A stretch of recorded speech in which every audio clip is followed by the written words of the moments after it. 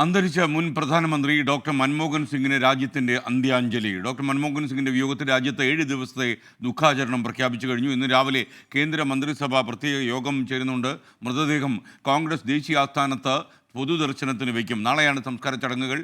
3 ജൻപഥിലെ മൻമോഹൻ സിംഗിൻ്റെ വസതിയിൽ നിന്ന് അച്യുതൻ തത്സമയം ചേരുകയാണ്. Achuthan, good morning. അച്യുതൻ, 3 ജൻപഥിലേക്ക് നേതാക്കന്മാർ എത്തി തുടങ്ങിയോ? ഇന്ന് രാവിലെ 8 മണിയുടെ നേതാക്കന്മാർ എത്തുമെന്നായിരുന്നു സൂചന. എന്നാൽ നേരത്തെ എത്തിയ നേതാക്കന്മാരുണ്ടോ?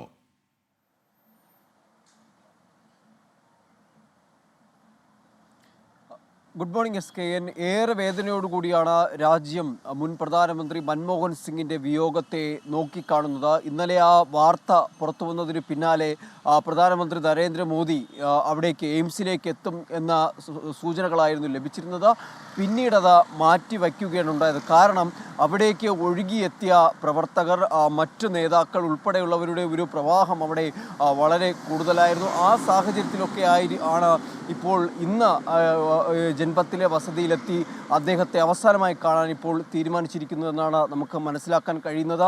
ഇന്നലെ തന്നെ ഈ പല നേതാക്കൾ, കോൺഗ്രസ് നേതാക്കൾ മാത്രമല്ല മറ്റു പാർട്ടികളുടെ മുതിർന്ന നേതാക്കളടക്കം മൻമോഹൻ സിംഗിനെ ഒരു നോക്ക് കാണാനായി എത്തുകയും ആ ദുഃഖത്തിൽ പങ്കുചേരുകയും ചെയ്തത് രാജ്യം കണ്ടതാണ്. അങ്ങനെ ആ വിയോഗത്തെ ഏറെ വേദനയോടുകൂടിയാണ് ഈ രാജ്യം ഉറ്റുനോക്കുന്നത്. അതിന് ഒരുപാട് കാരണങ്ങളുണ്ട്. കാരണം ഈ 2004 മുതൽ 2014 വരെ പ്രധാനമന്ത്രി പദത്തിൽ ഇരുന്നു കൊണ്ട് അദ്ദേഹം നടപ്പിലാക്കിയ കാര്യങ്ങൾ ഇന്നും രാജ്യം ആ പദ്ധതി പ്രഖ്യാപനമാകട്ടെ, ഏജൻസി ഇപ്പോൾ NIA പോലുള്ള ഏജൻസികളുടെ രൂപീകരണമാകട്ടെ, അതെല്ലാം ഇന്നും രാജ്യം കൂടെ കൊണ്ടുപോകുന്നതിന് കാരണം അതിനെല്ലാം കൃത്യമായ വ്യക്തമായ അടിത്തറ ഉണ്ടായിരുന്നു എന്നുള്ളതാണ്. രാജ്യത്തെ തൊഴിലില്ലായ്മ ഉന്മൂലനം ചെയ്യുന്നതിനായി ഗ്രാമീണ തൊഴിലുറപ്പ് പദ്ധതികൾ അദ്ദേഹം കൊണ്ടുവരുന്നു.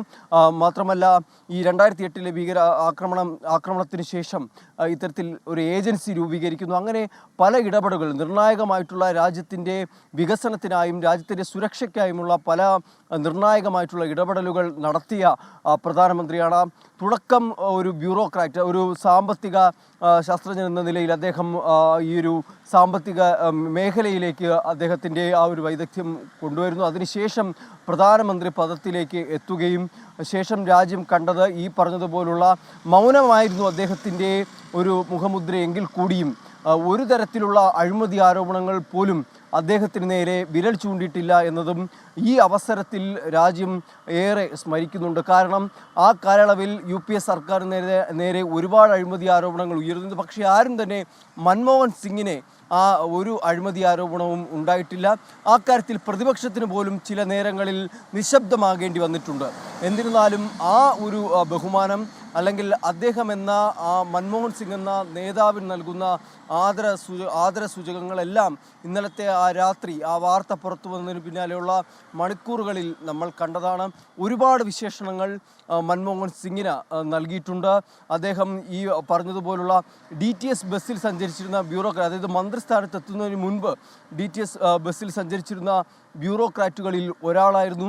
ധനമന്ത്രിയായി വന്നെങ്കിലും അദ്ദേഹത്തിൻ്റെ വസ്ത്രധാരണം, അദ്ദേഹത്തിൻ്റെ ജീവിതത്തിൽ അദ്ദേഹം കൊണ്ടുപോയിരുന്ന ലാളിത്യം, അല്ലെങ്കിൽ ഈ അതിഗംഭീരമായിട്ടുള്ള പ്രസംഗങ്ങളോ അല്ലെങ്കിൽ അത്യാഹ്ലാദമോ ഒന്നും തന്നെ അദ്ദേഹത്തിൻ്റെ ജീവിതത്തിൻ്റെ ഭാഗമായിട്ടില്ല. മറിച്ച് അദ്ദേഹത്തിൻ്റെ വാക്കുകൾ എപ്പോഴും പ്രചോദനം നൽകുന്നതായിരുന്നു. ധനമന്ത്രിയായി 1991 എത്തിയ ശേഷമുള്ള ആദ്യ ബജറ്റ് അവതരണത്തിൽ അദ്ദേഹം പറഞ്ഞത്, മാറ്റത്തിൻ്റെ സമയമെടുത്താൽ തടയാൻ ഒരു ശക്തിക്കും കഴിയില്ല.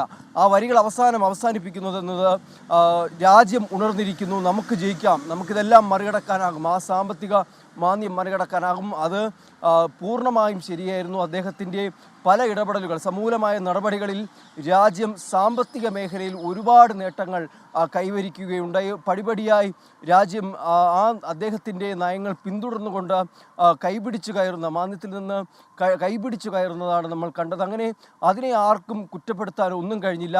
ഉദാരവൽക്കരണം അദ്ദേഹത്തിന് പ്രശംസകളേക്കാൾ ഏറെ വിമർശനങ്ങൾ നേരിടേണ്ടി വന്നെങ്കിൽ കൂടിയും ഒടുവിൽ ആ നയങ്ങളെ രാജ്യത്തെ അംഗീകരിക്കേണ്ടി വന്നു എന്നതാണ് കാലം അടയാളപ്പെടുത്തിയ സത്യമെന്നുള്ളത്. എന്തായാലും അങ്ങനെയുള്ള മൻമോഹൻ സിംഗിൻ്റെ ആ ഒരു വിയോഗം അത് വലിയ രീതിയിലാണ് എല്ലാവരിലും ദുഃഖം ഉണ്ടാക്കിയത്. കാരണം 92 വയസ്സായിരുന്നു. പക്ഷെ അപ്പോഴും അവസാന നാളുകളിൽ പോലും അദ്ദേഹം ഈ പാർലമെൻറ്റിലടക്കം വീൽ ചെയറിൽ വന്ന ദൃശ്യങ്ങൾ അത് ഏറെ ചർച്ചയായതാണ്. ഒരു ഘട്ടത്തിൽ പ്രധാനമന്ത്രി പോലും അതിനെ പ്രശംസിക്കുന്നൊരു സാഹചര്യമുണ്ടായി. അദ്ദേഹം വീൽ ചെയറിലെത്തുകയും പല ചർച്ചകളുടെ ഭാഗമാവുകയും പ്രധാന വിഷയങ്ങൾ അവതരിപ്പിക്കുന്ന സമയത്ത് പോലും അദ്ദേഹത്തിൻ്റെ ആ ഒരു സാന്നിധ്യം രാജ്യസഭയിൽ അദ്ദേഹം നൽകുകയുണ്ടായി. അത് പ്രധാനമന്ത്രി നരേന്ദ്രമോദി തന്നെ പ്രശംസിച്ചു. ഒരു വാക്കുകൊണ്ടുപോലും ഇന്ന് വരെ ഒരു നേതാക്കൾക്ക് നേരെയും അദ്ദേഹം വേദനിപ്പിക്കുന്ന തരത്തിലേക്ക് വിമർശനങ്ങൾ മൻമോഹൻ സിംഗ് നടത്തിയിട്ടില്ല എന്നതും ശ്രദ്ധേയമാണ്. 2014 പ്രധാനമന്ത്രി നരേന്ദ്രമോദിക്ക് എതിരെ നടത്തിയ വിമർശനം അത് 2018 തിരുത്തുന്ന ഒരു സാഹചര്യം ഉണ്ടായി. അന്ന് പറഞ്ഞത് നരേന്ദ്രമോദി പ്രധാനമന്ത്രിയായാൽ അത് രാജ്യത്തിന് വിനാശകരമായി തീരും എന്ന് നടത്തിയ ഒരു പരാമർശം അത് 2018 അദ്ദേഹം തിരുത്തുകയും ചെയ്തു. അങ്ങനെയുള്ള ഒരു നേതാവാണ്. അത് തന്നെയാണ് അദ്ദേഹത്തെ മറ്റ് നേതാക്കളിൽ നിന്നെല്ലാം വ്യത്യസ്തമാക്കുന്നത്. അദ്ദേഹത്തിൻ്റെ ജീവിതത്തിൽ അദ്ദേഹം